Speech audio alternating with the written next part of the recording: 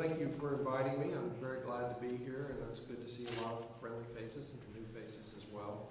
I would like to second what my two cohorts have already talked about.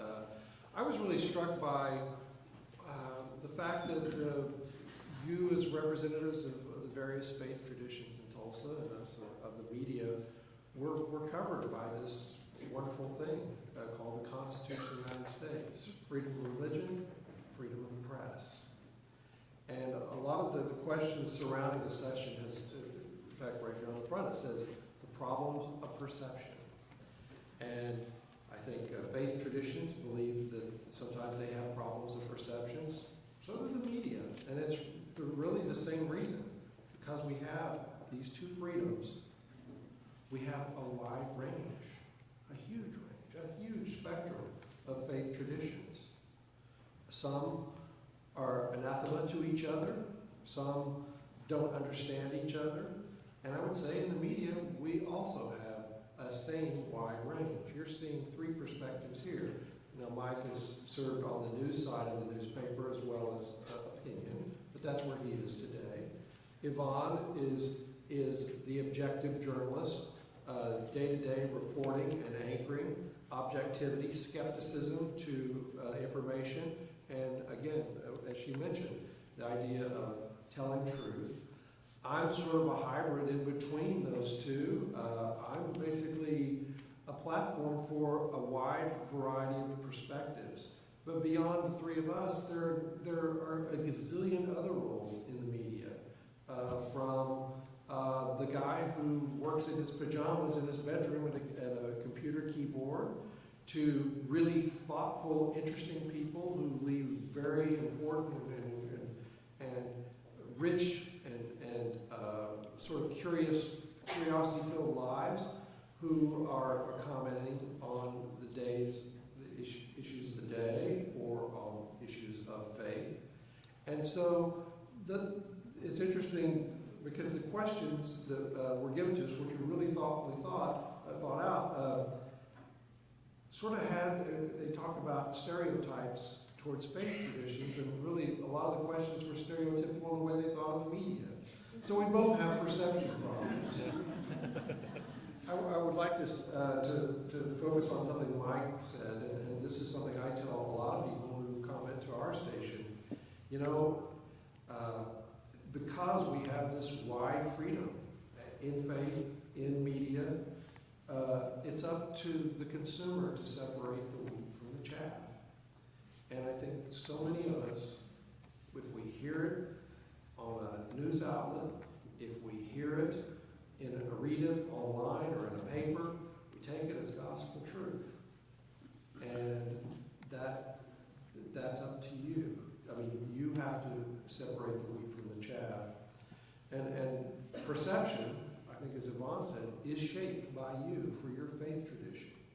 You have to be out there. Certainly, I don't see a reluctance of the news media to handle difficult stories, interesting stories, and feel-good stories. I think you just have to look no further than, Mike's paper had a wonderful article about Bill Sherman Day on the issue of gay marriage. But you also see things like faith communities embodying their faith in the community, whether it's disaster relief, or it's feeding the homeless, or it's embodying their faith and the wide range of faith traditions. That's one of the best ways you can affect your perception. Some of the questions involved on how you choose your stories. And in my particular show, it's pretty eclectic. I do cover faith matters from time to time. But I just thought I'd sort of throw out some of the things that do interest me. I think we're living in a really interesting time. For some it's a fearful time. Sometimes it's embodiment of a lot of hope that's been held in the past. We're living through a civil rights era. And unfortunately for a lot of faith communities, it is in direct conflict with the tenets and philosophy of their faith traditions. This is a very interesting story. And it's something, I know anybody who tackles it has to take a great deal of care, learning about both sides, And, you know, I think that article in today's paper was a great example of, you know, we're going to be working this out. But I know from the general manager side of my hats that I wear, I'm hearing a lot. You know, I'm hearing a lot about, I'm hearing so much stuff about gay rights or gay people talking about, you know, their whole process.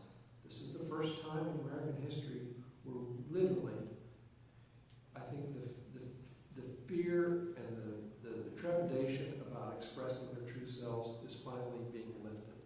And you're going to hear a lot of that. And I mean, everything from Michael Sams, the pro NFL, will be an NFL player, feeling free to talk about, you know, his sexual orientation in athletics, to the Olympians that are going to Sochi who have spoken out. This is the first time in their history that they really feel that that stigma is lifted enough to bear who they truly are.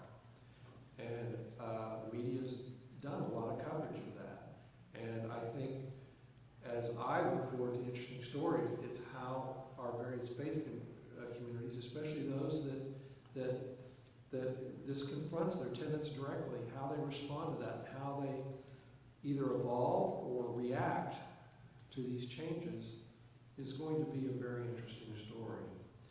Another story that I've been following and doing with a number of people, both from the faith tradition and most recently a gentleman who's Thomas Moore, who was on last week, who wrote a book called Religion of One's Own, has been the change in how religion is viewed in America. Pew Trust for Religion in Public Life said the number of Americans who have changed their faith tradition or dropped it altogether in the past 5 years has doubled over the last 5 years, from 8% to 16%. That means sometimes changing, and that could be maybe Protestant, one Protestant branch to another, or Catholicism to Protestant, or Judaism, you know, all along the faith traditions, but this is transitory. We're not in these old roles that we used to be. And of course, I think some other panelists, I think Yvonne alluded to this, 25% of young people, I think it's 19 to 35 or 19 to 40, are consider themselves a-religious. So to me, the interesting question is, how are the wide variety of faith traditions dealing with this? What are the other stories? Are we going to be a secular, more secular society than we are? Is something going to replace that secularism? And so I'm interested in stories that pursue that. I'm also interested in the evolving nature of faith, because even if your liturgy, your rituals, and your spiritual practice might have been unchanged for centuries, the other things you do within that spiritual practice have changed, and they've changed radically in the last 50 years, or maybe 100 years. Because think of all the things you're doing outside of the place where you gather to worship in the community, like homeless shelters, like feeding the hungry, like participating in disaster relief, in participating in social justice issues, from building houses for those who don't have the impetus to be able to afford housing on their own, or providing shelters. All of these things the faith traditions are doing, and I think those are the interesting stories that news media, my station, and many other stations are drawn to tell those stories. And finally, I was struck by one question that said, you know, so much of news about faith is depicted in an unfavorable light. I've been watching things for the last couple of weeks. 95, 97, 98% of the stories portray religion in a favorable light. It's groups going to war on a weekend to go help with disaster relief. It's people feeding the hungry. It's people doing all sorts of things in the community to build that social fabric. And again, that social fabric issue, do reporters feel responsibility? I think that we all do. And we have different ways of expressing that. Sometimes it's in showing the warts so we can get the wart remover and get rid of the warts. or sometimes it's in, like I had a teacher once that said, you know, I want to see you do, I want to spotlight somebody doing good. And I think we embody all of those roles. And I look forward to a great discussion in the second half. Those are sort of my thoughts on some of the questions that are put out there. I think the overriding question of perception, it's up to faith communities to tell their own story. If you're willing to tell your story, there will be people in the media who will always be willing to listen. Thank you.